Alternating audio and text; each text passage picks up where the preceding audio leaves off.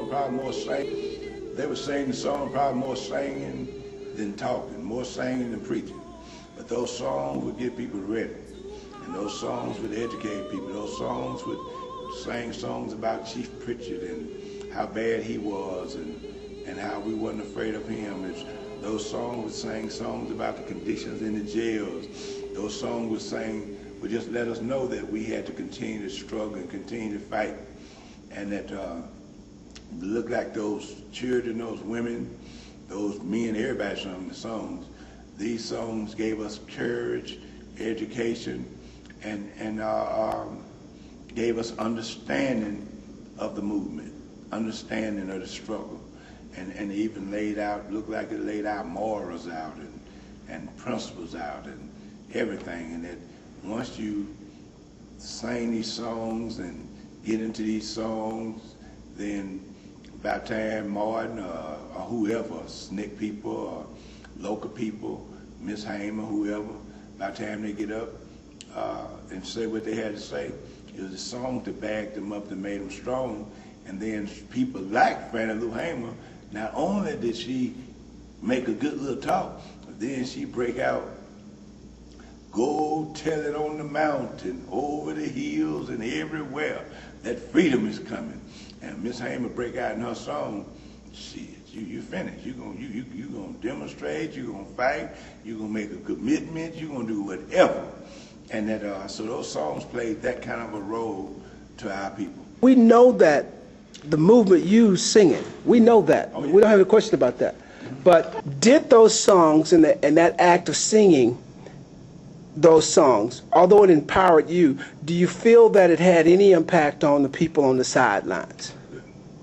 One, the songs were not for the people that was demonstrating and whatever they were singing, but we were singing to the people. So we marched down the street singing. That was to the whole community. That was like ringing the bell. And that's how people knew we were out there. And that would draw the people, and the people would see us marching down there singing, and they would see that we were warriors, was not afraid, and that so the song was saying to them, educating them, and whatever, and it drew them into it. And so sometimes we have a march of 50 people, it'd be 300 people standing on the sideline, and they would be involved in it, emotional and all that, and that would be the support cast. And that they would march, and they would be right there, but they wouldn't be in the march, but they would protect the marchers. And many times when we march, and the police come out, and people be so involved in it, and the police come out and start beating us up and jumping on us, then the people on the sideline would start throwing bricks and balls and start fighting. So now they throw bricks and balls at who? At the police. Okay. All right. At the police. They would defend the marchers because they loved the marchers, and they saw these people as extreme heroes. I'm talking about, you talking about our people, the community that looked up to the people, the children and the people that was in there marching and singing them songs, and the whole community loved them and honored, and many of them honored them because they were scared of marching. But when the children go out there and we be marching and singing our songs and confronting the police and confronting the system and confronting the evil doings of this country and whatever, they loved the people and they were with us. But they said they wouldn't get out there in the march and let these folks spit on them or hit them or kick them or shoot at them or take a chance like that. But they'd be right there in full support.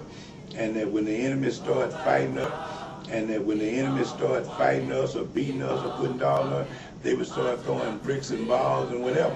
And matter of fact, the sideline was educated by that, and that's what made the movement grow and gave education and made it wider. So the songs was like thunder ringing out, and it was drawing people and drawing people and drawing people, and that so the people on the sideline would become educated, and many would come to join.